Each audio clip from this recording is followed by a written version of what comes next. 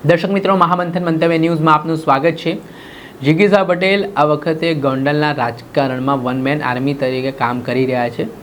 જે રીતે જોઈએ ભારતીય જનતા પાર્ટીનો ગઢ માનવામાં આવે છે ગોંડલ, જયરાજસિંહ જાડેજા અને ગણેશ જાડેજાનું રાજ ચાલે છે, ત્યાં હવે જિગીશા પટેલની એન્ટ્રી થઈ છે। સ્થાનિક સ્વરાજ્યની ચૂંટણીની જાહેરાત થઈ ચૂકી છે। ઉમેદવારો પસંદગીની તમામ તૈયારીઓ છે રાજકીય પાર્ટીઓએ હાથ ધરી છે।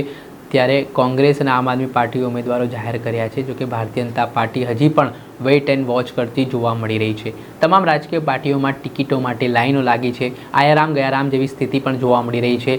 ને આ વચ્ચે ફરી ગોંડલમાં આમ આદમી પાર્ટીને મજબૂત કરવા માટે જિગીશા પટેલે જાણે કે ઓપરેશન હાથ ધર્યું હોય તેવી સ્થિતિનું નિર્માણ થયું છે। જેમાં થોડા દિવસ પહેલાં તેમણે ભાજપના કદાવર નેતાઓને આમ આદમી પાર્ટીમાં જોડ્યા। ત્યારબાદ હવે ભાજપના કાર્યકરોનો વારો આવ્યો।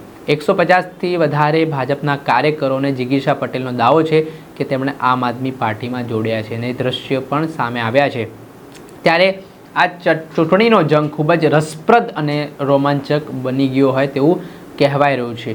આમ જોઈએ તો છેલ્લા ઘણા વર્ષોથી ગોંડલમાં ભારતીય જનતા પાર્ટી એક હતું શાસન કરતી આવી છે, પરંતુ આ વખતની ચૂંટણી છે તે ખૂબ જ રસપ્રદ રહેવાની છે। ખરાખરીનો જંગ ખેલાવાનો છે તેવું પણ રાજકીય વિશ્લેષકો માની રહ્યા છે, કેમ કે જે રીતે ગોંડલમાં જિગીશા પટેલ દ્વારા આમ આદમી પાર્ટીમાં લોકોને જોડવામાં આવી રહ્યા છે। થોડા સમય પહેલાંથી જ્યારથી તેમની ગોંડલમાં એન્ટ્રી થઈ છે ત્યારથી તેઓ સ્થાનિક મુદ્દાઓ જે રોડ રસ્તાના હોય, ગંદકીના હોય તે ઉઠાવતા નજરે પડ્યા હતા। તેના કારણે પણ હવે આ બેનિફિટ છે તેમને ચૂંટણીમાં મળશે તેવી પણ લોકમુખે ચર્ચાઓ ચાલી રહી છે। ત્યારે અંતે તો લોકશાહીમાં જનતા જનાર્દન જ નક્કી કરતી હોય છે તેમના જનપ્રતિનિધિઓ।